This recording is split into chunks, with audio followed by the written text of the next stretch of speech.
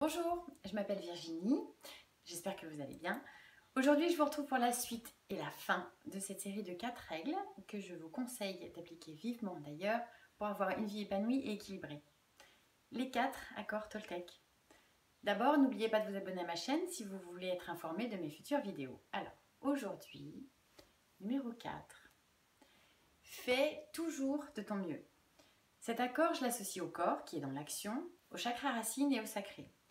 Ça représente la confiance, la stabilité, l'action, la patience et tout ça avec les pieds bien sur terre.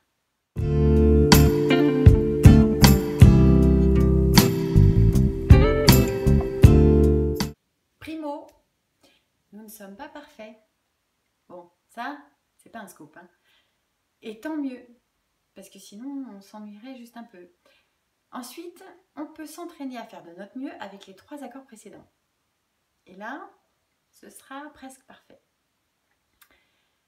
D'abord, on arrête de se juger et de se culpabiliser.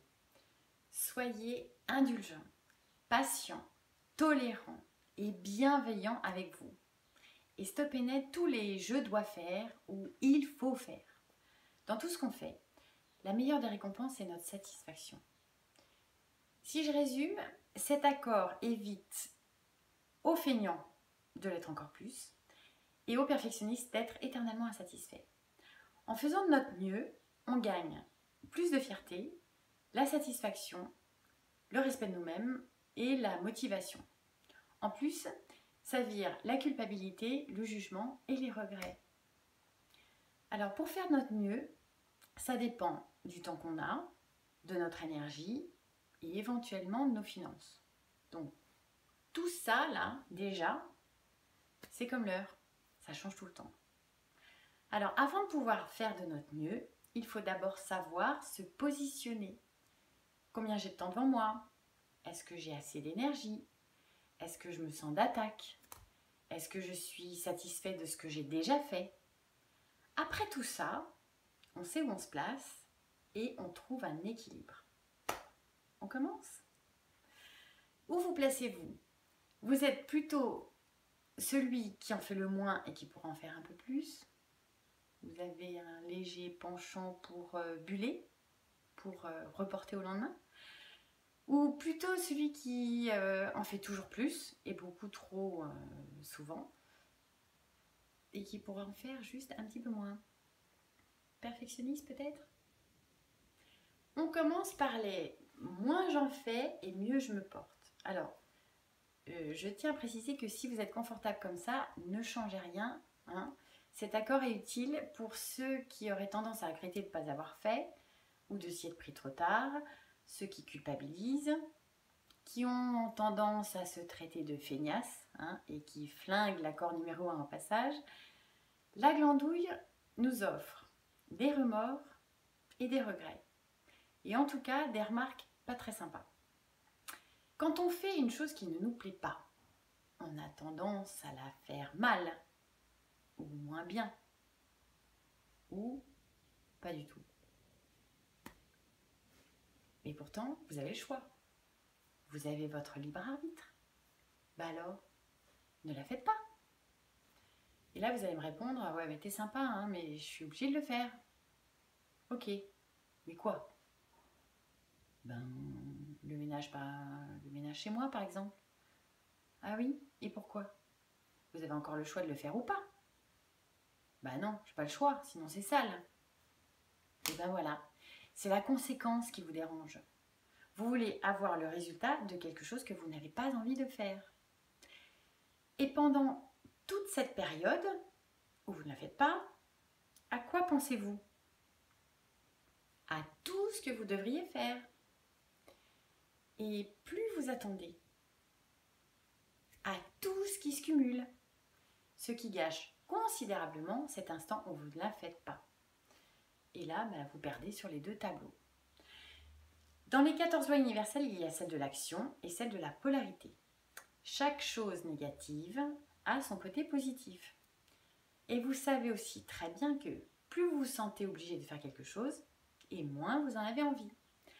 Alors, pour commencer en douceur, je vous conseille de commencer par faire des choses qui vous sont le moins pénibles ou alors qui vous font un peu plaisir. Juste pour vous remettre dans l'élan. Juste le petit cran au-dessus. Et si vous changiez votre regard sur la chose, si vous deveniez créatif, si vous joignez l'utile à l'agréable, peut-être que cette corvée vous paraîtrait plus supportable. Et pourquoi pas trouver le point positif. Je sais pas moi, passer l'aspi chez vous, ça vous permet de faire du sport ou des étirements.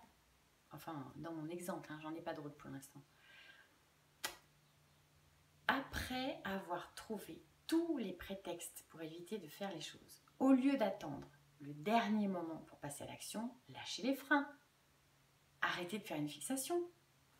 Je sais pas, segmentez les tâches. Vous n'êtes pas obligé de tout faire. Seulement un petit plus de ce que vous n'avez pas fait la veille. Ça vous évitera de vous dire, voilà, encore une journée où je ne l'ai pas fait. Et ensuite, vous pourrez vous dire, bon, je me félicite de ce petit plus. Maintenant, j'ai prévu de ne rien faire entre 11h et 15h.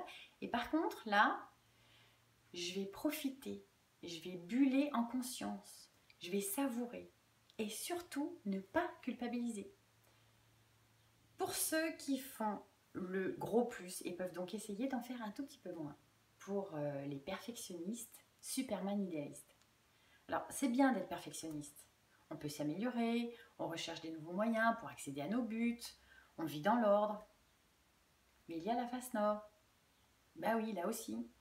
Et le côté sombre du perfectionnisme, c'est est-ce que vous vous critiquez tout le temps? Vous recommencez 10 fois la même chose pour que ce soit mieux? Vous vous sentez coupable quand vous avez besoin de faire une pause? Et je ne vous demande même pas si vous arrivez à vous faire des compliments. Alors, pour faire de votre mieux dans ce sens, essayez de comprendre pourquoi vous vous mettez la barre aussi haut. Par rapport à quoi? Est-ce que vous avez peur des critiques? Vous avez besoin de vous prouver que vous êtes capable? Mais dans ce cas, sortez de la compétition.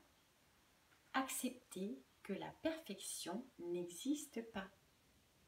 Ayez conscience de vos limites. Prenez plaisir à ce que vous faites et arrêtez-vous juste avant l'écœurement.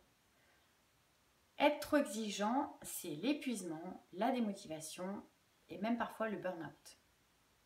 Et entraînez-vous à vous féliciter de ce que vous avez déjà fait.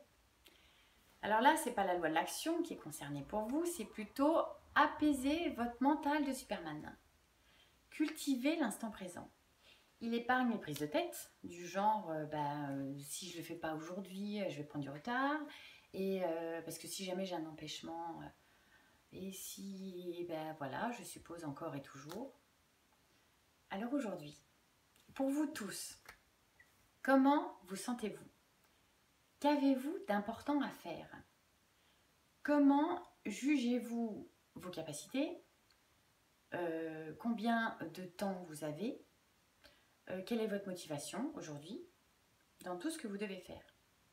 Parce que faire de votre mieux, ça va varier en fonction de tout ça et ça change tous les jours. Prenez un exemple dans un domaine qui vous stresse le plus. Quels seraient les résultats positifs si vous en faisiez un petit peu plus ou un peu moins? Si j'étais un chouïa moins maniaque, je serais plus souple avec mes enfants ou avec mon chéri. Je serais moins souvent sur leur dos, moins à l'affût des miettes. Et le résultat, l'ambiance serait plus cool. J'aurais plus de temps avec eux, et pour moi aussi. Si j'étais un peu plus organisée chez moi, je retrouverais plus facilement mes affaires. Je serais fière de mon efficacité. Je sais pas quoi encore. Ça sert à rien de se mettre la pression. Les « je dois faire » ou « il faut faire », ça met la pression. Par contre, j'ai fait de mon mieux, c'est plus soft, plus gentil. Entraînez-vous déjà avec les 3 premiers accords. Je fais de mon mieux pour le numéro 1, je m'exprime mieux pour dire ce que je ressens, ou alors je baisse d'un ton et ça évite les conflits.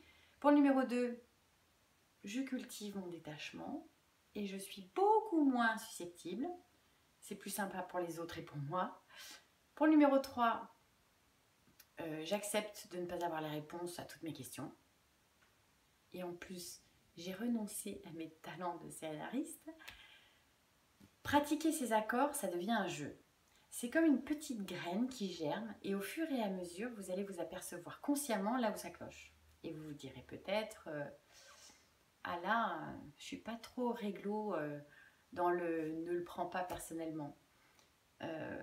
Aïe, la parole juste, bah là, je l'ai littéralement anéantie. Ou flûte, j'ai glissé sur les suppositions. Prenez ça avec humour. L'autodérision, c'est bon aussi, hein. Le principal, c'est de commencer. Et là, vous faites déjà le premier pas. Le reste va suivre en son temps. Vous serez presque parfait. Pas dans le faire, mais dans le être. Voilà mes explications sur les 4 accords. Alors, il y en a un 5e qui a été rajouté par le fils de Don Miguel Ruiz qui est « Soyez sceptique, mais apprenez à écouter ». Et moi, je rajouterais « Ne gardez que ce qui vous plaît ». Merci beaucoup. Tenez-moi au courant de vos progrès. Si vous avez pu en faire un tout petit peu plus ou si enfin vous avez réussi à en faire beaucoup moins. Et surtout, célébrez vos progrès et votre satisfaction. À bientôt. Merci.